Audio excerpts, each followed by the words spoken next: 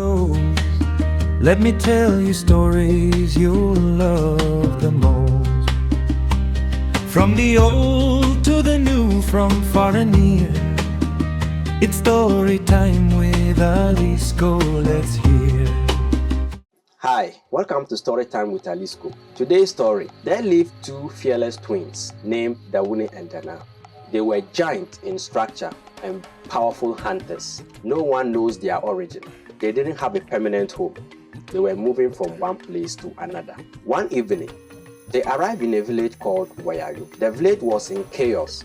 People were running helter-skelter, dragging their livestock and their children and everyone, going inside and closing their doors. The twins stopped a man who was struggling to get his goats inside the house. So they asked him what is happening, and the man explained to them that a terrible monster visits the village at night and killed anyone it sees. The man then invited them into his house, but they refused. They said they would sleep at the resting shade by the man's house. The man, unable to convince the twins, he allowed them and go inside his house.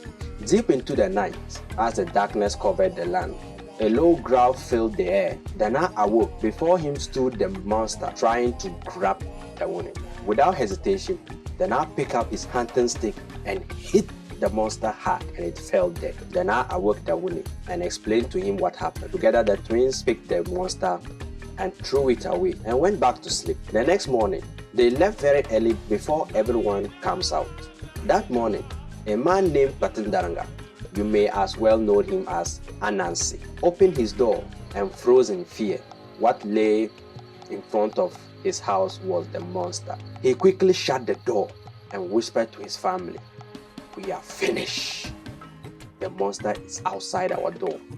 His stubborn son took a stick and gently poked the monster through the half-open door. He didn't move. Batindaranga himself stepped out and examined the monster very well. He realized that there's blood on the head. Seeing an opportunity, a clever but dishonest thought entered his mind. "Keep quiet," he told his family. "I'm going to see the chief."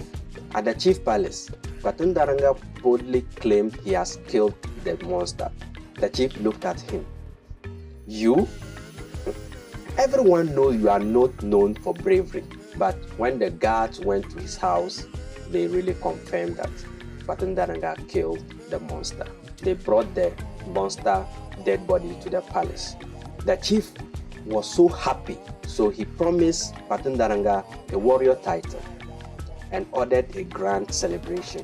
Soon, Batindaranga rode through the village on a white horse, drums beating and people dancing and singing. So he asked them to sing this: "Samia doyani, doyani osado, doyani osado."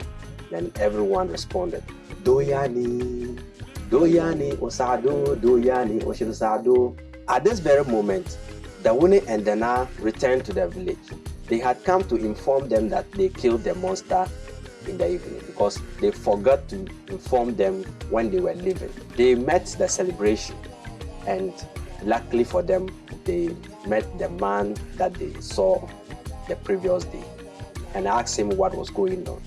The man explained to them that Batindaranga has killed the monster he was talking about. The twins looked at each other in disbelief. "What? Danaa, is it not the monster that came to kill me and you struck it with your hunting stick?" They say, "Yes."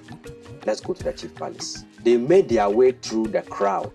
When they reached the chief, the woman stamped his foot so hard that the ground trembled. Silence fell across the village. "We are the ones who killed the monster and not Batindaranga," they declared. The truth became clear. Shame covered Batindaranga like a shadow. The chief, angry with deceit, stripped off Batindaranga's honor and drove him away. The twins were rewarded, and as usual, they returned to their journey. And to this day, people say Batindaranga is often found hidden in a corner, still running from the shame of a lie that could not stand the light of the truth. Lesson for this story: truth may be delayed, but it will always reveal itself. False glory fades quickly, but honesty stands strong forever. Have you heard of the 9-year-old who outsmarted the king? That is a story for another time. See you.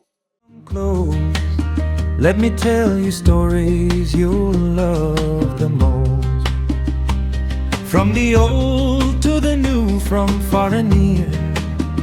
It's story time with Alice. Go, let's hear.